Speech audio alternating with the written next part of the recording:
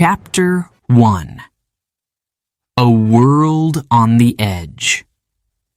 The world is changing, faster than ever before. Leaders stand before cameras, their voices calm. But behind closed doors, their hands shake. Their words are careful, their decisions dangerous. In Washington, the U.S. government meets late into the night. A crisis. A decision must be made. But what is the right choice? Support Ukraine, risk war with Russia, or step back and let the world see America's weakness? In Moscow, the Kremlin watches. Cold, sharp eyes follow the news. The Russian president sits still. He listens. He waits. His voice is quiet, but firm. They will not stop us. His generals nod. His soldiers prepare. The war in Ukraine is not just about Ukraine anymore. It is a test. Who is stronger? Who will break first? In Beijing, China watches both sides. It is patient, always patient. The West fights among itself. The U.S. and Europe argue. Russia moves forward. And China? It builds. It grows. Its factories never sleep. Its ships never stop. It does not need war to win. It only needs time. The world is not the same as before. The Cold War is gone. But a new conflict is coming. No one says it aloud. No one wants to believe it. But it is there, waiting. The streets of Kyiv are cold. Snow falls on broken buildings. A soldier checks his weapon. His hands shake, not from fear, but from exhaustion. He has not slept in 2 days. He looks at his phone. No message from his family. He sighs and puts it away. Tonight, he fights again. A journalist in New York writes her article. Is the U.S. still the leader of the free world? She hesitates. The answer used to be simple. Now she is not sure. Her editor calls. Change the title, he says. Make it softer. She obeys. On social media, millions read the news. But what is true? What is fake? AI-generated videos show leaders saying things they never said. People believe lies because the truth is too complicated. In a secret room, a billionaire looks at a map. His company controls satellites, data, and artificial intelligence. He smiles. They think governments run the world, he whispers. They are wrong. The battle for power is everywhere. It is in government meetings, on the internet, in business deals. It is fought with weapons and with information. And yet, most people do not see it. A teacher in London walks into her classroom. Her students talk about movies, music, and football. They laugh. The world outside is tense, but inside, life continues. A fisherman in the South China Sea pulls his net from the water. He does not care about politics. He cares about feeding his family. But he sees something in the sky. A drone. Watching. It belongs to China. Or maybe the U.S. He does not know. But he knows one thing. His sea is not his own anymore. A mother in Moscow watches her son pack his bag. He has been called to serve. Will you be safe? She asks. He does not answer, because he does not know. A businessman in Berlin checks his stocks. The economy is falling. Energy prices are high. Factories close. He calls a friend. Move our money to Asia, he says. The West is getting weaker. This is the world in 2025. A world where the rules are breaking, where the strong fight to stay on top, where the weak try to survive. A world where technology is more powerful than armies. Who will win? Who will lose? And what will it cost? The answers are not clear. But one thing is certain. The world stands on the edge, and it will never be the same again. Chapter 2.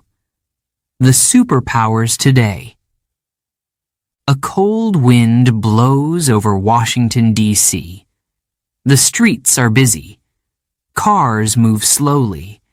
People walk fast, heads down, lost in their thoughts. Inside the White House, the president sits at his desk. The room is quiet. Only the sound of a ticking clock fills the space. Papers are spread across the table. Reports, warnings, numbers, maps. An advisor speaks. China is growing stronger, he says. Russia will not stop in Ukraine. The president takes a deep breath. His face is tired. His eyes are serious. And the U.S.? He asks. There is silence. A long silence. Then the advisor finally speaks. We are not as strong as before. For years, the U.S. was the leader of the world. Its military was the most powerful. Its economy was the biggest. Its technology was ahead of everyone. But things have changed. Russia has shown its strength. It took Crimea in 2014. It invaded Ukraine in 2022. It faced sanctions, but it did not collapse. It fought. It adapted. And now, in 2025, it is still pushing forward. The West expected Russia to fall. It did not. China, too, is rising, not with war, but with money, influence, and technology. Its factories never stop. It builds roads and ports in Africa, Asia, and Latin America. It makes deals. It gains power without fighting. The world depends on China for phones, computers, and electric cars. It owns the rare minerals. It controls the supply chains. And the U.S.? The U.S. is still powerful. But inside the country, there are problems. Protests, divisions, debt. Some say the U.S. is still the leader of the world. Others say it is losing its place. In Moscow, the Russian president stands in a grand hall. Red curtains hang behind him. He looks at a group of military officers. He speaks slowly, calmly. We do not fear the West, he says.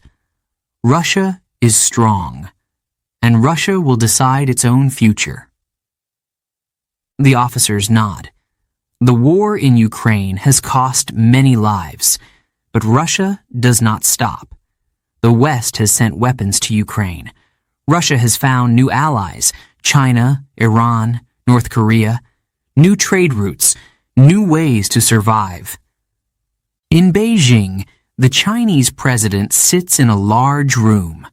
A screen in front of him shows a map of the world. Red dots mark the places where China is growing. New investments, new trade agreements, new military bases. A voice speaks through a speaker. The U.S. is weak, the advisor says. Russia is focused on war. Now is our time. The president does not smile. He does not speak quickly. He only nods. China does not rush. It plans, it waits, and when the time is right, it moves. Europe watches. Germany, France, and the United Kingdom want to stay strong. But their economies are struggling. Their energy prices are high. They depend on the U.S., but they also trade with China. They support Ukraine, but they fear war with Russia. What is their future? No one knows. In the Middle East, new alliances are forming. Saudi Arabia once worked closely with the U.S., but now it makes deals with China. It talks with Russia. Oil is power, and power is shifting. Africa is full of opportunities. The U.S. and Europe send aid. China builds roads and factories. Russia sends weapons. Each superpower wants influence. Each one plays the game differently. In South America, leaders are choosing sides. Some want to stay close to the U.S., others turn to China. The world is changing everywhere. And in space, a new battlefield is opening. The U.S. has NASA. China has its own space station. Russia works on new weapons. Satellites, AI, and cyber attacks will decide the wars of the future. Not just tanks, not just missiles, but technology. A journalist in New York types on her computer. "Is this a new Cold War?" she writes. She stops. She thinks. Maybe it is not a Cold War. Maybe it is something new, something different. In a small village in Ukraine, a mother holds her child. Outside, there is the sound of explosions. The war is far away, but not far enough. She does not care about superpowers. She only wants her child to be safe. In a factory in China, a worker assembles microchips. He does not think about global politics. He only cares about his next paycheck. But without him, the world's technology would stop. In a small town in Texas, a farmer listens to the news. Prices are going up. Foreign companies buy more land. He shakes his head. The world is changing, he says. And it is. The world of 2025 is no longer simple. It is not just the U.S. against Russia, not just democracy against dictatorship. It is a new balance of power. 3 superpowers. Each with its own goals, each with its own strengths, each with its own weaknesses. The question is not who is strongest. The question is who will last the longest, and in the end, who will win? Chapter 3. Secret Alliances, Hidden Conflicts. A plane lands in the middle of the night. The runway is empty. No reporters, no cameras, no questions. A black car waits nearby. The door opens. A man steps out. His suit is expensive. His expression is serious. He walks quickly, his footsteps echoing in the silence. Another man waits for him. He smiles, but the smile is thin, careful, forced. They shake hands. A simple gesture. But this handshake is not for the world to see. It is not for history books. It is a secret, a deal, a promise. In Washington, the U.S. government holds a meeting. Officials sit in a large room. Maps cover the walls.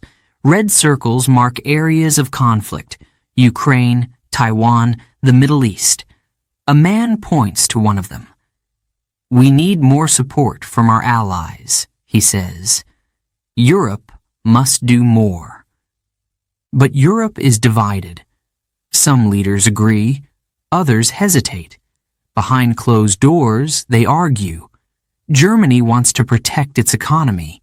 France wants to lead Europe. The UK wants to stand with the US, but not too closely. Allies, partners, friends, or just countries with their own interests? Far away in Moscow, a similar meeting takes place. The Russian president sits at the head of a long table. His advisors listen. One of them speaks. "China is with us," he says. "They support us." The president does not smile. He knows the truth. China does not give support for free. It expects something in return. Trade, resources, power. Russia and China stand together. But for how long? In Beijing, Chinese officials watch the world carefully. They see the US growing weaker. They see Europe struggling. They see Russia fighting. A man in a dark suit leans forward. His voice is calm. "We will help Russia," he says, "but not too much." China does not trust Russia completely, and Russia does not trust China. They work together, but they watch each other closely. Each step, each word, each promise is carefully measured. And then there are the smaller nations, the ones caught in the middle. In Turkey, a president plays both sides. He meets with NATO leaders one day. He shakes hands with Russian officials the next. His country is a bridge between East and West, a dangerous place to be. In the Middle East, new agreements are made. Saudi Arabia once followed the US. Now it makes deals with China. Iran once stood alone. Now it has secret connections with Russia. Oil, weapons, intelligence. Deals signed behind closed doors. And what about Africa? China builds roads, ports, and cities. The West offers aid and loans. Russia sends mercenaries. Everyone wants influence. Everyone wants control. But who is really helping? Who is only using? A journalist in London writes a report. "The world is more connected than ever," she types, "but also more divided." She stops. She thinks. A question fills her mind. If alliances are changing so quickly, how do we know who is truly on our side? In Kiev, a Ukrainian soldier listens to the news. He hears that the US might stop sending weapons. He hears that Europe is uncertain. He hears that Russia is getting support from China, Iran, and North Korea. His heart feels heavy. Outside, the war continues. Bombs fall. Buildings crumble. A child cries. And in the middle of it all, politicians make their deals. In Washington, another meeting begins. More handshakes, more promises. "We will stand together," a leader says, but behind his back, other leaders whisper. In Moscow, a phone call is made. A quiet voice gives orders. Prepare the next move. In Beijing, a document is signed. No cameras, no public statements, just a quiet decision that will change the world. The battle for power is not always fought with armies. Sometimes it is fought with words, with handshakes, with secrets, and in the end, trust is the rarest currency of all. Chapter 4. The Ukraine War. A global conflict? The night is cold. The sky is dark. In the distance, a siren screams. A soldier stands in the ruins of a building. His uniform is dirty. His hands are shaking. He looks at the sky, waiting for the next explosion. His radio crackles. A voice speaks. Stay alert. In Kiev, people hide underground. Mothers hold their children. An old man reads a book by candlelight. Outside, the war continues. Missiles fall, windows break, streets are empty. Ukraine fights. It has fought since the invasion began in 2022. It has lost cities, but it has not given up. The world watches. The US and Europe send weapons. Russia sends more troops, and the war goes on. In Washington, a meeting takes place. Leaders argue. Should we send more aid? One asks. Another shakes his head. The people are tired. The money is running out. The president listens. His face is serious. His decision could change everything. In Moscow, the Russian government watches carefully. They hear the news. They see the hesitation. A general leans forward. If the West steps back, we step forward. The Russian president nods. His soldiers prepare. The battlefield is not only in Ukraine. It is in politics. It is in speeches.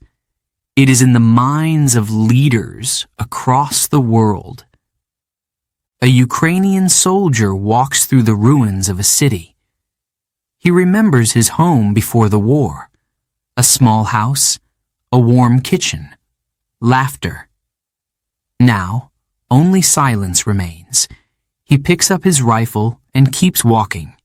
In Europe, people protest. Some want more support for Ukraine. Others want peace talks. No more war, they shout. No more weapons. But is peace possible? Can a war end if only one side wants it to? In China, leaders watch from a distance. They do not send weapons, but they send money. They buy Russian oil. They strengthen their position. If Russia wins, China wins too. If Russia loses, China will not fall with it. In the Middle East, a different battle is brewing. Countries that once depended on the US now look to Russia and China. New alliances are forming. Old ones are breaking. In Africa, in Latin America, leaders make quiet decisions. They see the war, but they also see an opportunity. They ask themselves, which side will win, and which side should we choose? The war in Ukraine is no longer just about Ukraine. It is a test of power, a test of leadership, a test of survival. A Ukrainian mother kisses her son's forehead. Be strong, she whispers. He is too young to understand war, too young to know why they must leave their home. She picks up her bag and steps onto a crowded train. Thousands are leaving, but thousands more stay. In Poland, in Germany, in France, the refugees arrive. Some find safety, others find only questions. When will we go home? They ask, but no one knows the answer. In Washington, a journalist writes an article. The world is at a turning point, she types. If Ukraine falls, what happens next? In Moscow, a general speaks. If we win here, we do not stop. In Beijing, an advisor whispers to the Chinese president. If the US looks weak, Taiwan will notice. A Ukrainian soldier loads his weapon. A Russian tank moves forward. A drone flies above the battlefield. The world watches. A decision must be made. And the future of global power depends on what happens next. Chapter 5. The Rise of China. A new superpower? The ship moves slowly through the water. It is massive, heavy, loaded with containers filled with goods, phones, computers, electric cars, all made in China, all sent to countries around the world. On the docks, workers move quickly. Cranes lift cargo. Trucks wait to carry them away. Business never stops. Factories never rest. China is rising. In Beijing, a government official stands before a large screen. A map of the world glows in front of him. Red lines stretch across the continents. Roads, railways, shipping routes, connections, power. He turns to the room. The West is slowing down, he says. We are not. China is not just growing. It is expanding. It is buying land, building cities, creating industries. From Africa to South America, from Asia to the Middle East, China is everywhere. In Kenya, a new railway runs across the land. Built by China, paid for by China, it connects towns and cities, bringing goods, workers, and money. But at what cost? Some say China's help is a gift. Others say it is a trap. In Brazil, a farmer holds a bag of seeds. They come from China. His soybeans will be exported to China. His land depends on China's demand. His future depends on decisions made far away. In Europe, leaders watch carefully.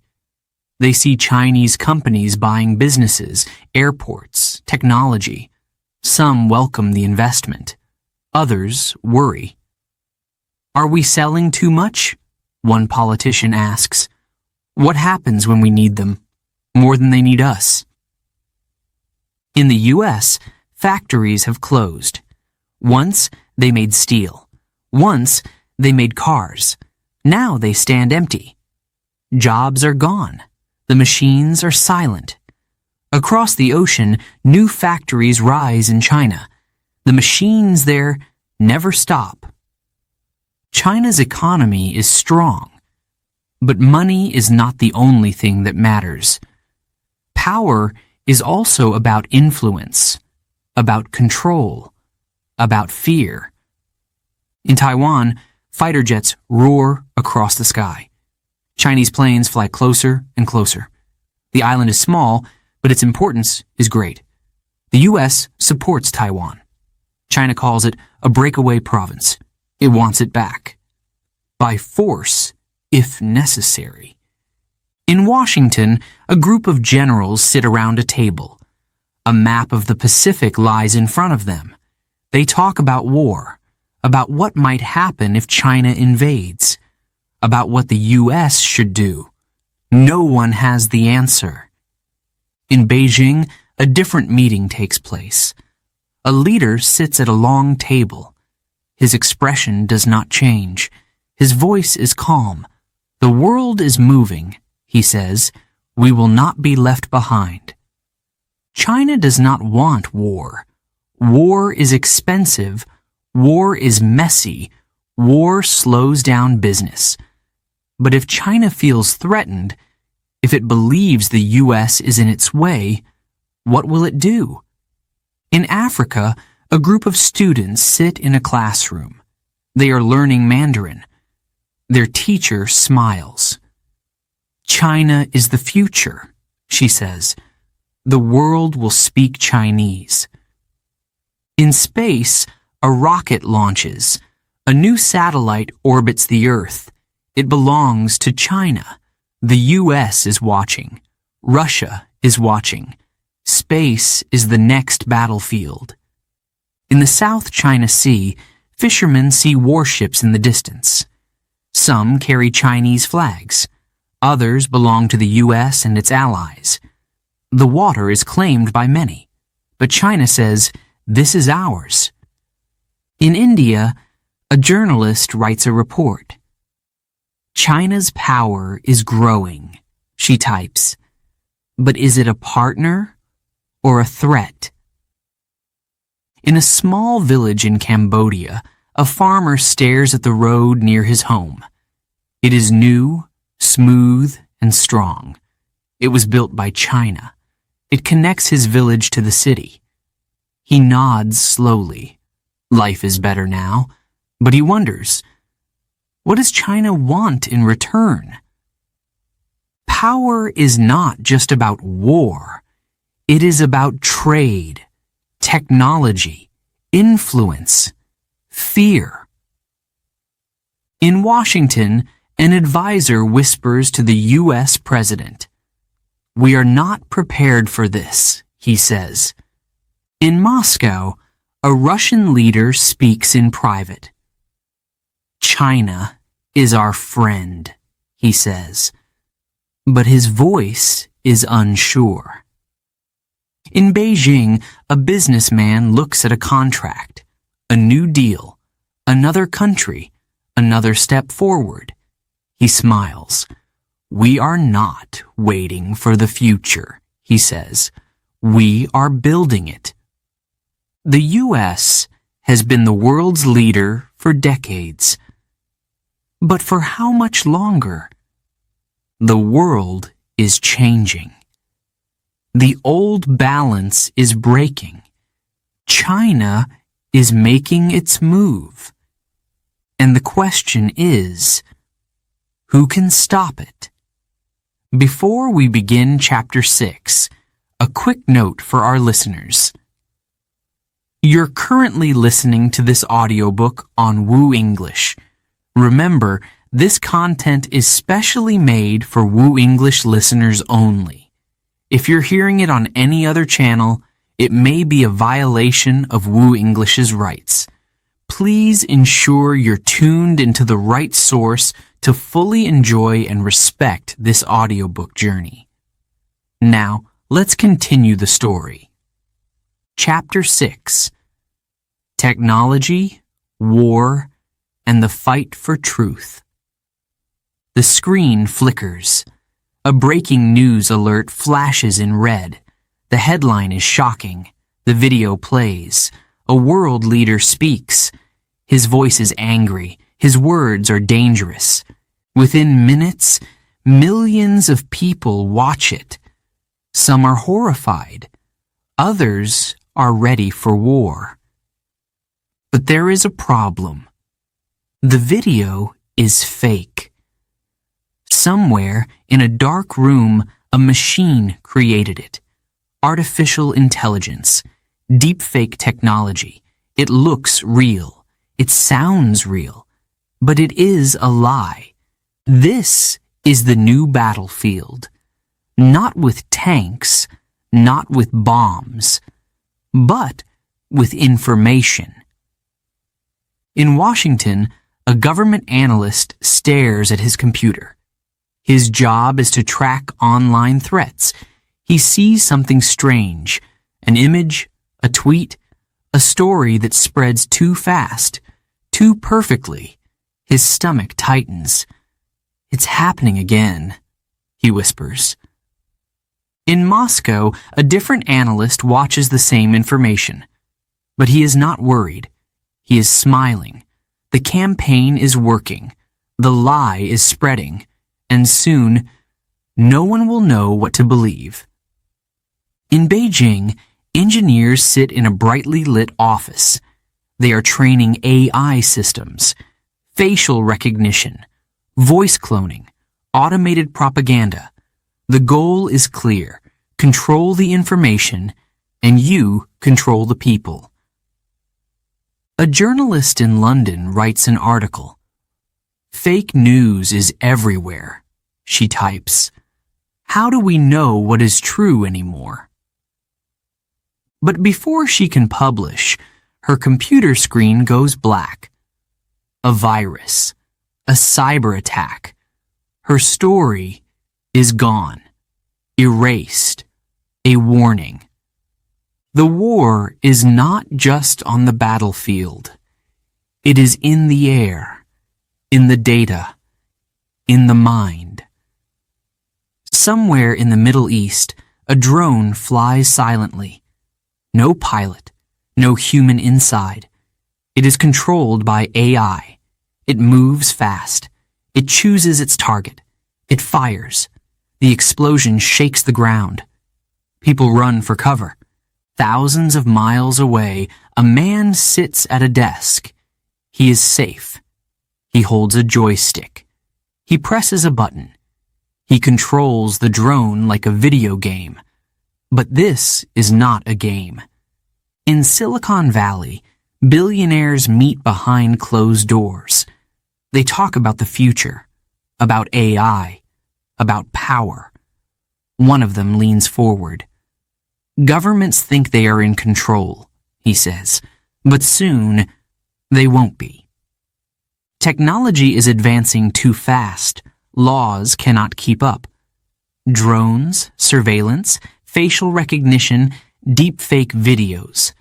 The tools of war are no longer just weapons. In Europe, a protest begins. People hold signs.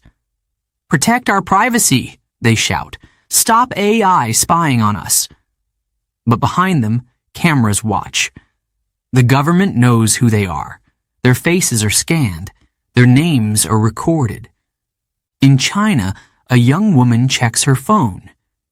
She sees a social media post about protests in another city. She tries to share it. A warning pops up. This content is not allowed. Her internet slows down. She sighs.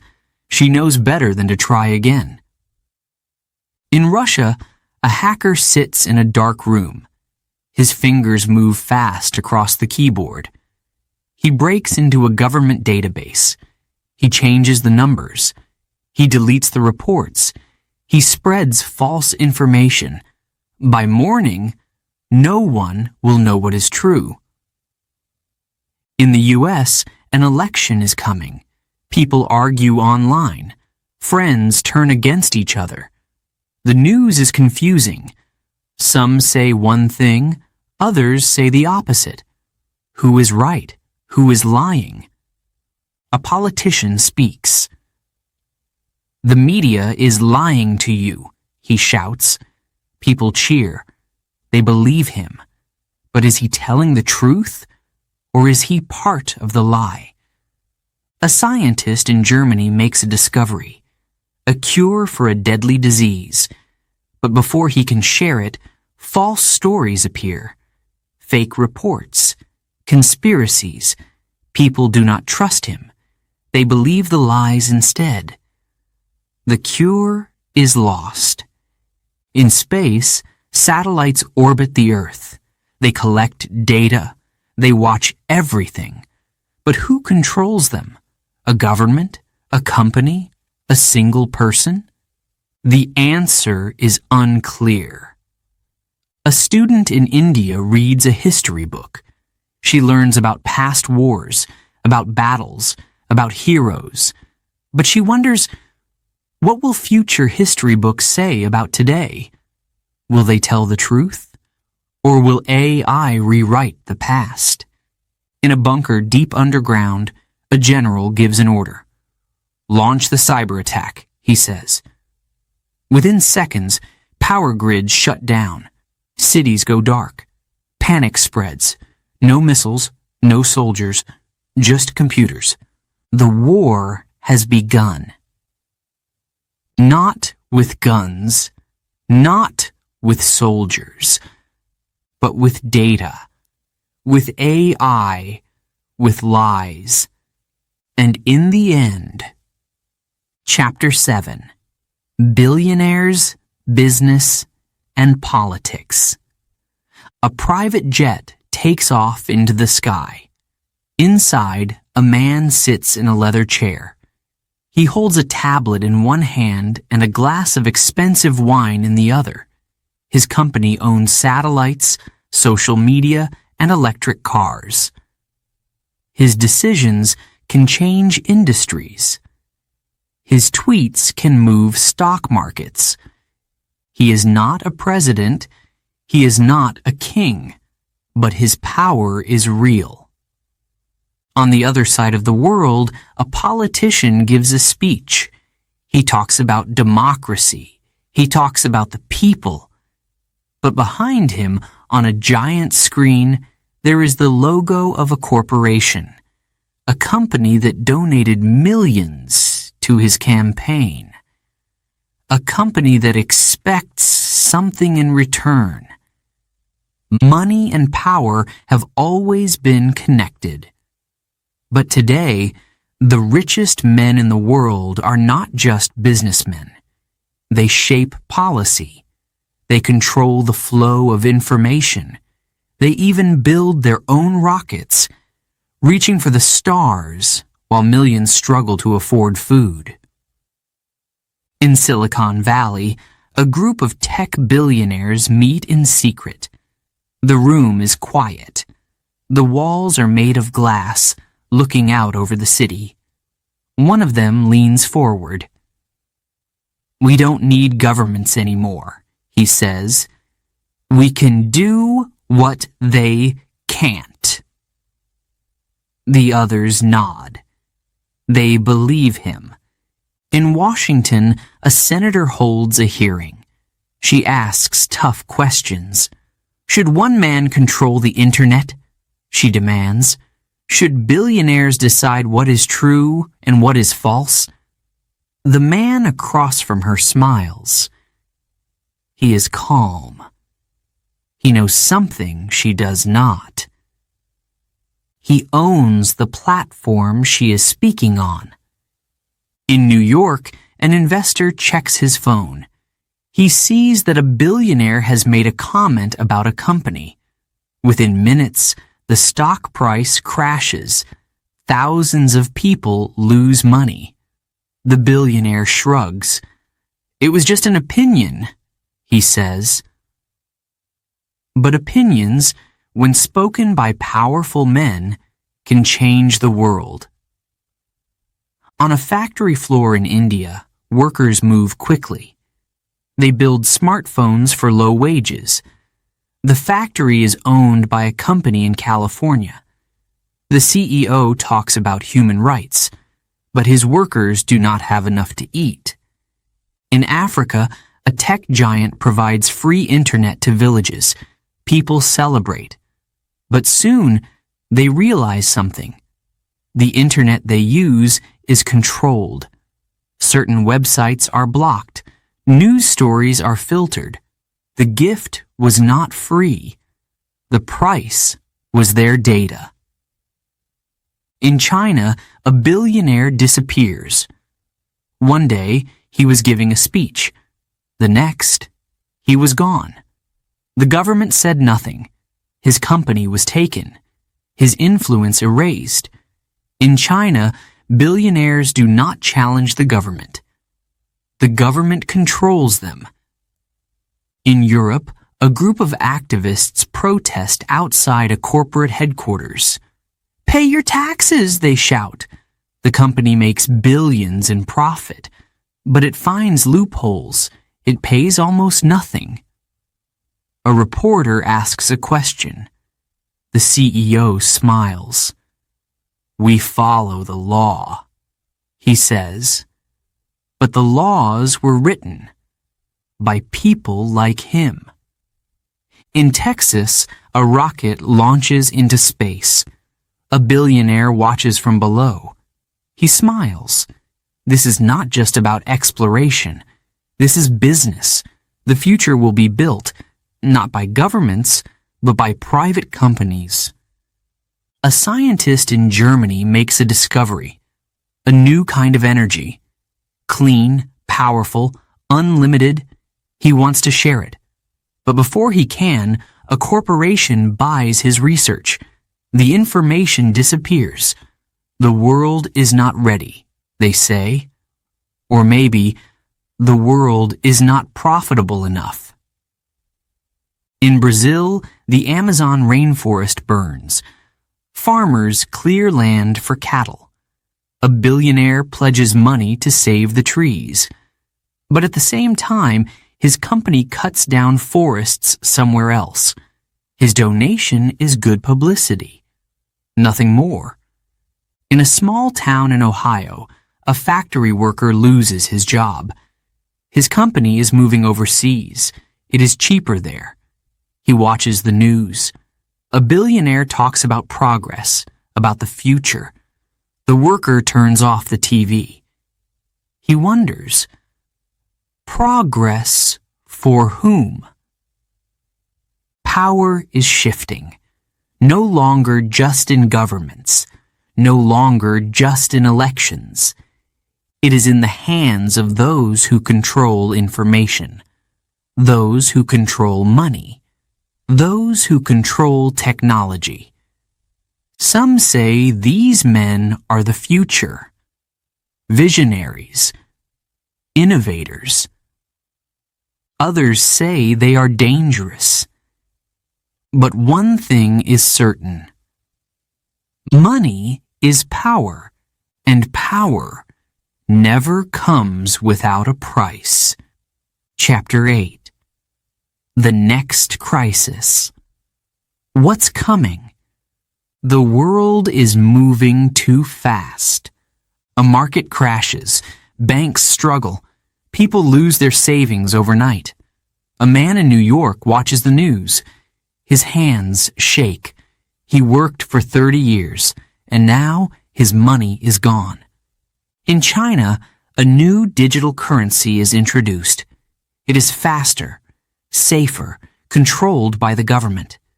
People are told it will make life easier, but it also means their money can be tracked and taken away.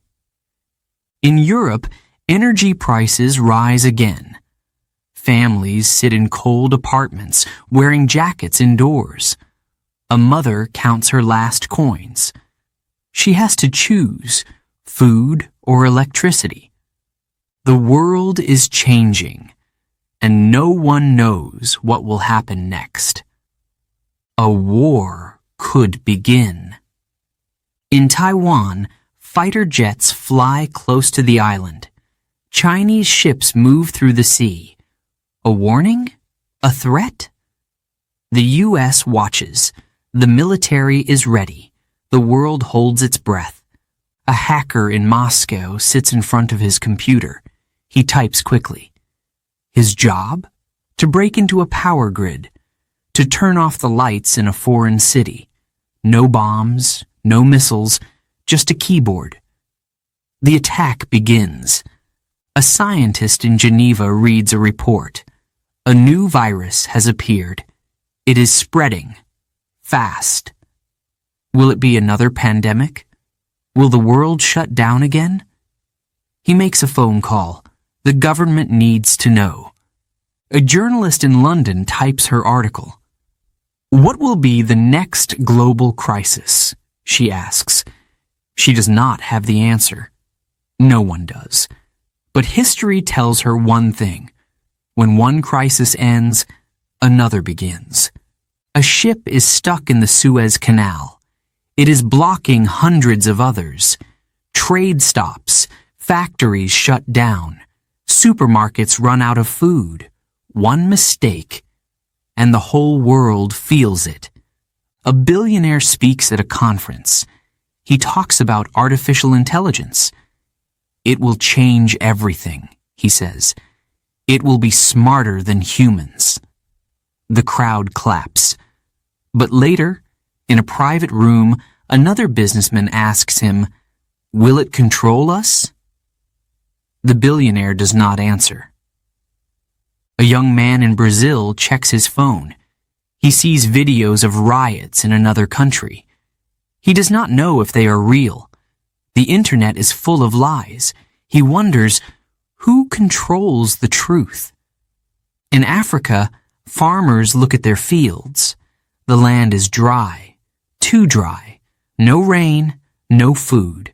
Climate change is not a theory. It is here, and people are running out of time. The U.S. government meets behind closed doors. A senator whispers, the economy cannot crash. Not yet. But the debt is growing. The dollar is weakening.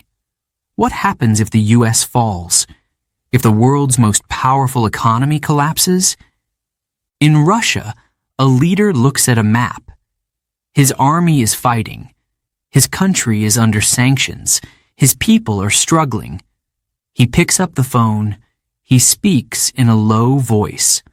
We must not lose. His generals nod.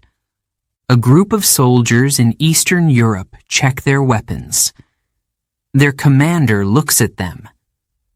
Be ready, he says. Something is coming. A factory in China builds microchips. They are small but powerful. Without them, computers do not work. Cars do not move. The world depends on them, and China controls them. A woman in Tokyo watches a news report. A financial crash is coming, the expert says. Prepare yourself. She turns off the TV. She does not know how to prepare. A man in Silicon Valley codes a new program. It is an AI system that can replace workers. He is proud of his work. But then he thinks, what happens when people have no jobs? A leader in the Middle East signs a deal. It is about oil. But this time, the U.S. is not involved. The world is finding new partners. Old alliances are breaking.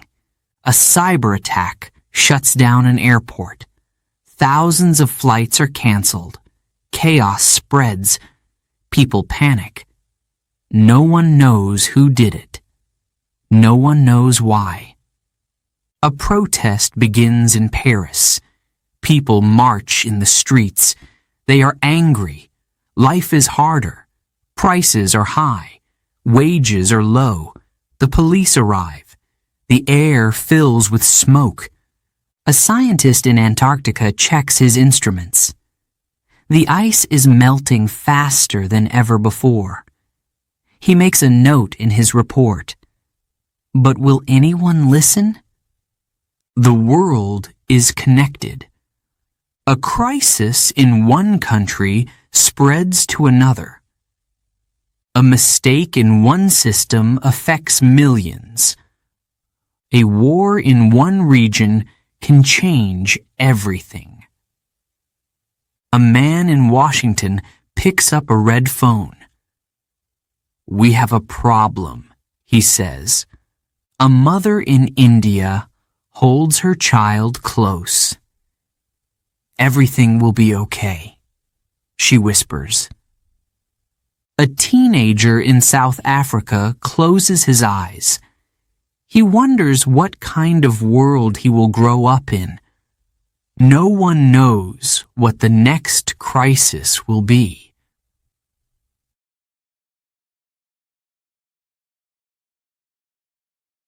But one thing is certain. It is already on its way. Chapter 9. The Fall of the U.S. A flag waves in the wind. Red, white, and blue. The stars and stripes. Below it, a group of politicians argue. Their voices are loud. Their faces are tense. They do not agree. They do not listen to each other. On television, a reporter speaks. The government is in crisis, she says. The country is more divided than ever. In the streets of Washington, protesters march. Some hold American flags. Others burn them. A man stands on a stage. He raises his fist. We are losing our country, he shouts. The crowd cheers. Another man in another city says something different. We need change, he argues. His crowd cheers too. But no one is listening. The U.S. is still the most powerful country in the world. Its military is strong. Its economy is huge, but something is changing. Something is breaking. In Detroit, a factory stands empty. Rust covers the machines. Once, workers built cars here. Now, the jobs are gone. Moved to China, moved to Mexico. A man walks past the gates. He remembers when this place was full of life. Now, it is just a ghost of the past. In Los Angeles, a mother checks food prices. They are too high. Her paycheck is too small. Rent is rising. Gas is expensive. She sighs. How can we live like this? She whispers. In Texas, a farmer looks at his land. It is dry.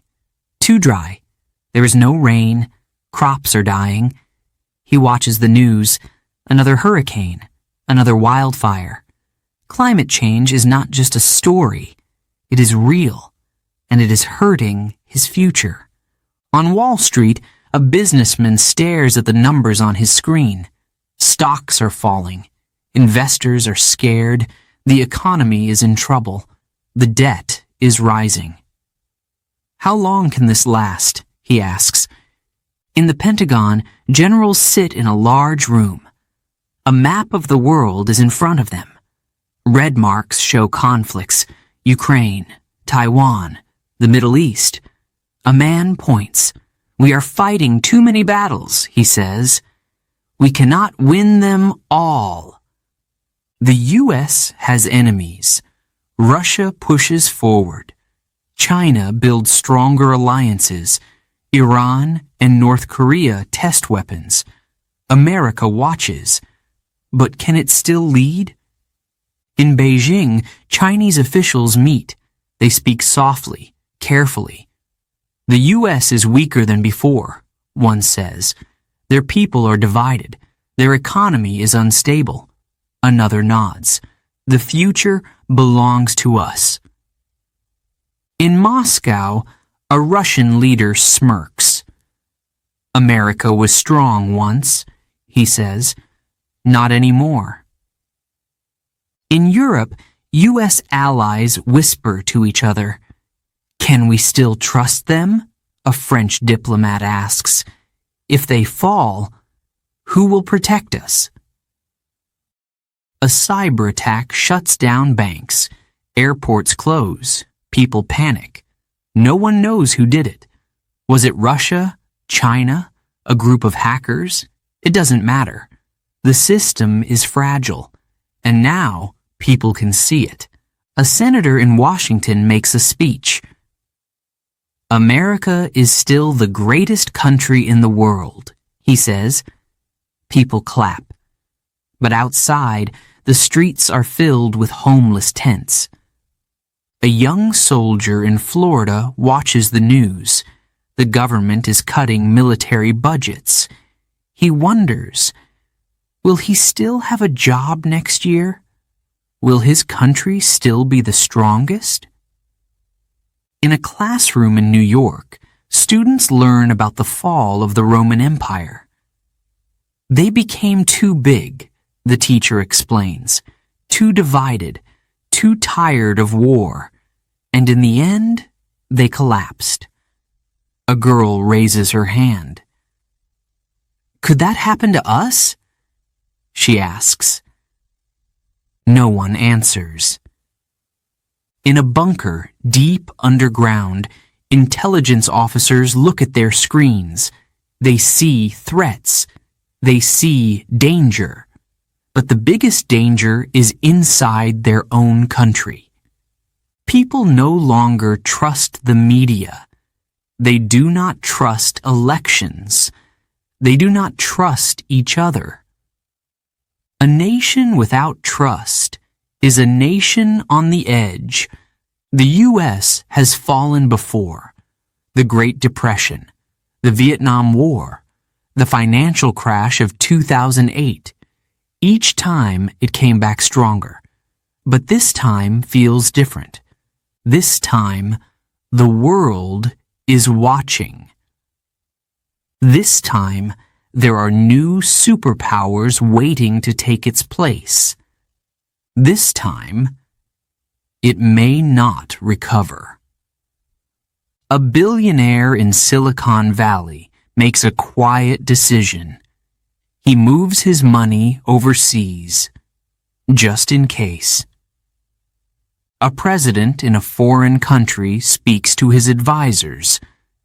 The U.S. is not the same anymore, he says.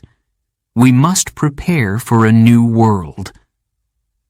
A mother in Chicago turns off the news. She holds her child. She does not care about politics. She only wants him to have a future. A question fills the air. Is this the end of the American era? Or is it just another test? No one knows. But one thing is clear. Every empire falls, and the U.S. is standing on the edge. Chapter 10. The Future of Global Power. The world is changing. Fast. In Washington, a group of politicians sit in a large room. The lights are dim. The air is heavy. Maps and documents cover the table. They talk about China, about Russia, about the economy. A senator leans forward. His voice is low. Are we still number one? He asks. No one answers. In Beijing, a different meeting takes place. The Chinese president listens carefully. An advisor speaks. The U.S. is weak, he says. Now is our time. The president does not smile. He does not celebrate. He only nods. In Moscow, the Russian leader stares at a screen. War continues. Sanctions tighten. His country is under pressure. But he does not give up. The West thinks we are finished, he says. They are wrong. Power is shifting. The European Union tries to hold itself together. France and Germany struggle with their economies. The UK stands alone. Some countries look to the US for leadership. Others turn to China. Some do not know where to go. In Africa, leaders welcome Chinese investments. New roads, new ports, new jobs.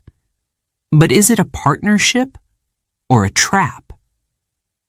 In Latin America, governments make quiet decisions. They once followed the U.S. Now, they look at China, at Russia, at the highest bidder. In India, a tech billionaire speaks at a conference. This century belongs to us, he says. We have the people, the resources, and the knowledge. The crowd cheers. In Silicon Valley, artificial intelligence continues to grow. Machines think faster, smarter. A businessman looks at his computer. One day, he whispers, AI will rule the world. A scientist in Switzerland makes a discovery. A new energy source, cheap, powerful, unlimited. If one country controls it, they will control everything. In space, satellites watch from above. The U.S. has them. So does China. So does Russia. But who controls space controls the future. A war could change everything. In Taiwan, the tension grows. Chinese warships move closer. Fighter jets fly overhead. The U.S. sends support. But will it be enough? In Eastern Europe, a group of soldiers prepare for battle. Their commander looks at them. Stay ready, he says. This is not over. In cyberspace, a hacker begins his work. He targets banks, governments, power grids. He is invisible, unstoppable. and he does not need bullets to win a war. A young woman in Nigeria studies on her phone.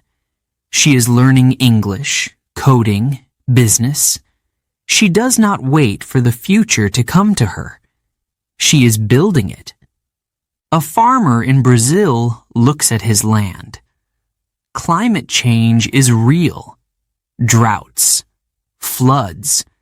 If the planet continues to heat up, no country will be safe. A leader in the Middle East signs a new agreement. It is not with the US, it is not with China, it is with a private company. Money is power, and billionaires are the new kings. In New York, an economist writes a report. He looks at history, at the fall of empires, at the rise of new ones. He asks a question. Is the US the next empire to fall?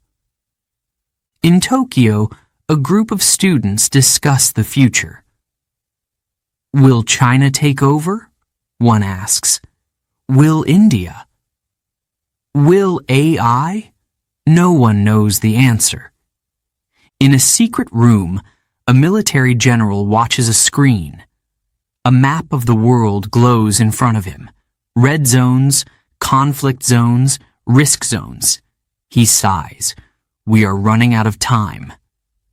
A mother in Paris reads the news.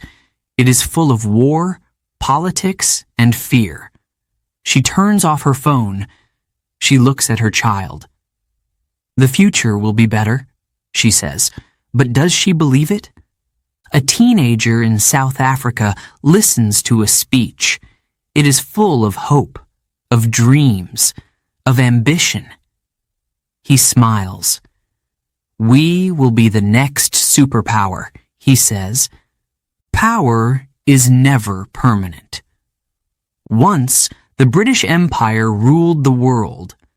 Then, the US took its place.